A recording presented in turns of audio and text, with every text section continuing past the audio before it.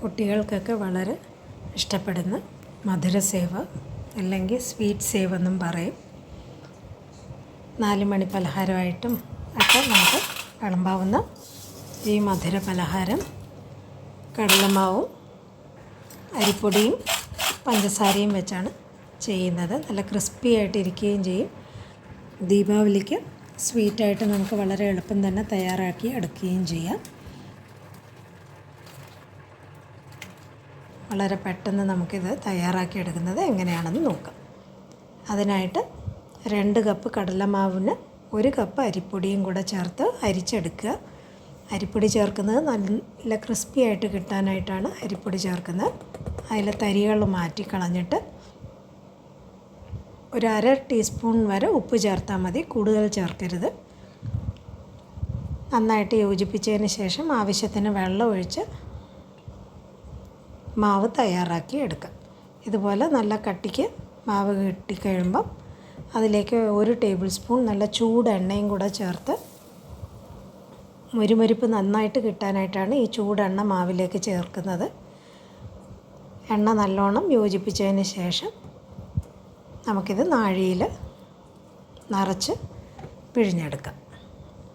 ഒന്നുകിൽ ഇതുപോലെ ചെറിയ പ്ലേറ്റ് എടുക്കുക, ഇല്ലെങ്കിൽ ഈ ഷേപ്പിലുള്ള പ്ലേറ്റ് ഉണ്ടെങ്കിൽ അതിലെടുക്കുക. ഇല്ലെങ്കിൽ ഇതുപോലെ പ്ലെയിൻ ആയിട്ടുള്ള ചിപ്പിൽ നാഴിയിൽ ഫിക്സ് ചെയ്തിട്ട് മാവ് ആ നാഴിയിലേക്ക് നിറച്ച് ചൂടെണ്ണയിൽ നമുക്ക് വറുത്ത് കോരി എടുക്കാം. ഇത് സൈസ് നിങ്ങളുടെ ഇഷ്ടത്തിന് ചെറുതോ വലുതോ അല്ല, ഈ മീഡിയം സൈസിലോ നമുക്ക് തയ്യാറാക്കി എടുക്കാം. നാഴിയിൽ മാവ് നിറച്ചതിന് ശേഷം ബാക്കിയുള്ള മാവ് അടച്ച് വെക്കണം, ഇല്ലെങ്കിൽ അത് വെള്ളമയം കുറഞ്ഞ് ഉണങ്ങിപ്പോവും. നമ്മൾ പിഴിയുമ്പം എണ്ണയ്ക്ക് നല്ല ചൂടായി ഉണ്ടായിരിക്കണം. അത് കഴിഞ്ഞ് ഫ്ലെയിം ഒരു മീഡിയത്തിലേക്ക് കുറച്ച് വെച്ചിട്ട് നന്നായിട്ട് വറുത്ത് കോരി എടുക്കണം, ഇല്ലെങ്കിൽ കരിഞ്ഞു പോകും, അകത്ത് നല്ല മുരുമുരിപ്പ് കിട്ടത്തില്ല. ഏകദേശം അതിൽ ആ കുമിളകളൊന്ന് അടങ്ങി വരുമ്പം നമുക്കത് മറിച്ചിട്ട് കൊടുക്കാം. മറിച്ചിട്ടതിന് ശേഷവും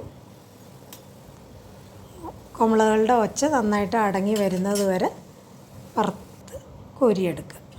ഏകദേശം ഒച്ച അടങ്ങിയെന്ന് അറിയുമ്പോൾ നമുക്ക് മനസ്സിലാവും നന്നായിട്ട് ഉൾഭാഗവും വെന്തിട്ടുണ്ടെന്ന്. ഇതുപോലെ കോരി മാറ്റി ഒരു ടിഷ്യൂവിൽ വയ്ക്കുകയാണെങ്കിൽ കൂടുതൽ എണ്ണ അതിൽ തന്നെ വലിഞ്ഞു കിട്ടും. ബാക്കിയുള്ള ബാച്ചസും ഇതുപോലെ തന്നെ പൊരിച്ചെടുക്കുക. നമ്മൾ പിഴിഞ്ഞതും അത് തിരിച്ചിടുകയാണെങ്കിൽ അത് പൊട്ടിപ്പോകാൻ ചാൻസ് ഉണ്ട്. പിന്നെ കോരി എടുക്കാനായിട്ട് സമയം കൂടുതൽ പിടിക്കും. ഒരൊറ്റ മുറുക്കായിട്ട് നമുക്ക് കിട്ടത്തില്ല. അപ്പം കോരി എടുക്കാൻ എളുപ്പത്തിന് ഒന്ന് ഒച്ച അടങ്ങിയിട്ട് തിരിച്ചിടുമ്പം നമുക്കിതുപോലെ ഒറ്റ സ്ട്രെച്ചിൽ നമുക്ക് വറുത്ത് കോരി എടുക്കാനും പറ്റും. ഇത് മുറിച്ച് നോക്കുകയാണെങ്കിൽ നല്ല ക്രിസ്പി ആയിട്ട് കാണും. അകത്ത് ഇതുപോലെ പൊള്ളയായിട്ട് വരികയാണെങ്കിൽ അത് കറക്റ്റ് ടെക്സ്ചർ എന്നാണ് കാണിക്കുന്നത്. അത് ചെറിയ കഷ്ണങ്ങളായിട്ട് ഒന്ന് തണുത്തതിന് ശേഷം ഇതുപോലെ മുറിച്ച് ബാക്കിയുള്ള ബാച്ചസും വറുത്ത് ഇതുപോലെ തന്നെ മുറിച്ച് വയ്ക്കുക. ഇതിനായിട്ട് 2 കപ്പ് പഞ്ചസാരയാണ് എടുത്തിരിക്കുന്നത്. ഇപ്പോൾ 1.5 കപ്പ് മതി എന്നുണ്ടെങ്കിൽ 1.5 കപ്പ് എടുത്താൽ മതി. അതിലേക്ക് 1 കപ്പ് വെള്ളം ഒഴിച്ച് നമുക്ക് പഞ്ചസാര പാക് തയ്യാറാക്കിയെടുക്കാം. ഇതിൻ്റെ പാകം എന്ന് പറയുന്നത് 1 കമ്പി കിട്ടുന്ന പാകമായിരിക്കണം. ഇതിപ്പം ഏകദേശം ഒന്ന് കുറുകി വരുന്നതേ ഉള്ളൂ, കമ്പിയായിട്ട് നമുക്ക് കാണുന്നില്ല.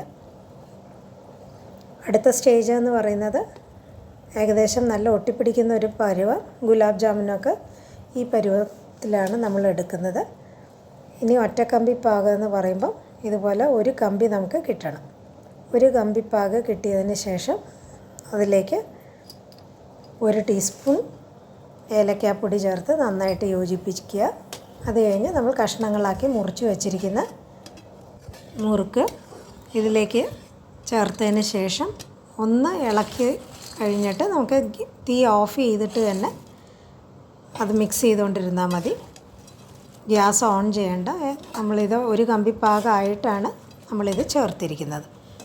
ഒന്ന് ഇളക്കിയതിന് ശേഷം ഗ്യാസ് ഓഫ് ചെയ്ത് കൈവിടാതെ ഇതുപോലെ ഇളക്കിക്കൊണ്ടേ തന്നെ ഇരിക്കുക. അപ്പം പഞ്ചസാര എല്ലാ കഷ്ണങ്ങളിലും ഒരുപോലെ പിടിച്ച് അത് കട്ടിയായിട്ട് വരികയും ചെയ്യും. ഇല്ലെങ്കിൽ താഴെ പഞ്ചസാരപ്പാക് ഒരുപാട് കാണും. താഴത്തെ കഷ്ണങ്ങളെല്ലാം കൂടെ ചേർന്ന് ഒരു ബ്ലോക്കായിട്ട് നമുക്ക് കിട്ടും. ഇതുപോലെ ഉതിരുതിരായിട്ട് കിട്ടത്തില്ല. ഇതുപോലെ കൈവിടാതെ ഇളക്കിക്കൊണ്ടിരിക്കുക. പഞ്ചസാരപ്പാക് എല്ലാ കഷ്ണങ്ങളിലും പിടിച്ച് അതൊന്ന് മുറുകി കിട്ടുന്നത് വരെ. ഇപ്പോൾ ഏകദേശം പാക് നന്നായിട്ട് പിടിച്ചിട്ടുണ്ട്. കഷ്ണങ്ങൾ ഉതിരുതിരായിട്ട് വന്നിട്ടുമുണ്ട്. പഞ്ചസാര കട്ടിയാകാൻ തുടങ്ങി. ഈ സമയം വരെ ഇളക്കിയതിന് ശേഷം നമുക്ക് തണുക്കാനായിട്ട് മാറ്റി വയ്ക്കാം. നന്നായിട്ട് തണുത്തതിന് ശേഷം ചീനച്ചട്ടിയിൽ നിന്ന് നമുക്ക് പാത്രത്തിലോട്ട് മാറ്റാം. ഇപ്പം നല്ല ഉതിരുതിരായിട്ട് തന്നെ കിട്ടിയിട്ടുണ്ട്. നമുക്ക് പാത്രത്തിലേക്ക് മാറ്റുമ്പം നല്ല ക്രിസ്പി ആയിട്ട് നമുക്ക് കേൾക്കുകയും ചെയ്യാം. ഒരു കഷ്ണവും ഒട്ടിപ്പിടിച്ച് നമുക്ക് കിട്ടിയിട്ടില്ല.